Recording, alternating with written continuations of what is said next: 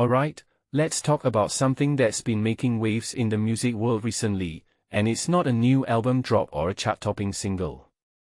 It's about Sophia Laforteza, one of the vocalists of the popular girl group Katseye, stepping away from the group due to mental health concerns. Now, this isn't just another celebrity hiatus story, it's a moment that really makes you stop and think about the pressures these artists face, especially in the K-pop and global pop scene. What immediately stands out to me is the timing. Sophia's announcement comes just months after another Katseye member, Manon Bannerman, also took a break for similar reasons. Personally, I think this raises a deeper question: what's really going on behind the scenes with these groups? Katseye has been on a rapid rise since their debut in 2023, with Grammy nominations and global hits like Gnarly and Pinky Up. But success at that level comes with a cost, and it's not just about the long hours or the performances. It's the constant scrutiny, the online hate, and the pressure to always be on. In my opinion, the fact that two members have now stepped away within the same year is a red flag. It's not just about individual struggles, it's a systemic issue. The label, HYBE x Geffen Records, has been vocal about prioritizing mental health, and I genuinely appreciate that. Their statement about Sophia's need for extended rest and ongoing care feels sincere, especially when they mention reassessing her condition in September. But here's the thing: why did it have to get to this point? What many people don't realize is that these artists are often pushed to their limits before anyone steps in. It's like we're waiting for them to break before we acknowledge the problem.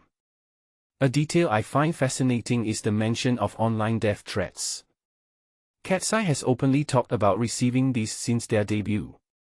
If you take a step back and think about it, these are young women in their early 20s dealing with global fame, intense schedules, and literal threats to their lives.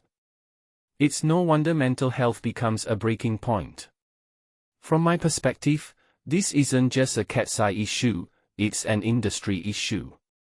The pressure to maintain a perfect image, to constantly produce content, and to engage with fans 24/7 is unsustainable. And yet, we are still surprised when someone says, "I need a break." What makes this really interesting is how the label is handling it. They are framing Sophia's hiatus as a priority, not a failure. They're saying the door is always open for Manon, who hasn't returned yet. This feels like a shift in how the industry talks about mental health, and I'm here for it. But let's be real, talk is one thing, action is another.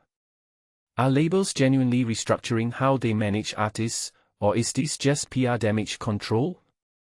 I'm cautiously optimistic, but I'm also watching closely.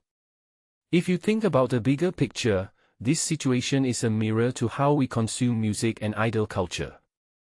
We demand constant access to these artists, whether it's through social media, live streams, or back-to-back tours. And when they crack under the pressure, we're quick to judge or move on to the next big thing. Personally, I think we need to reevaluate our expectations as fans. Artists aren't machines, they're humans with limits, emotions, and breaking points. Sophia's hiatus isn't just her story, it's a call to action for all of us to rethink how we support the people who create the art we love.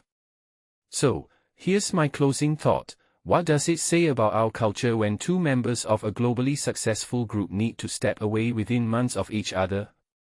Is it a sign of progress that mental health is being acknowledged, or is it a symptom of a much larger problem? Let me know what you think in the comments. And while you're at it, take a moment to check in on yourself or someone you care about. Because at the end of the day, no amount of music or fame is worth sacrificing your well-being.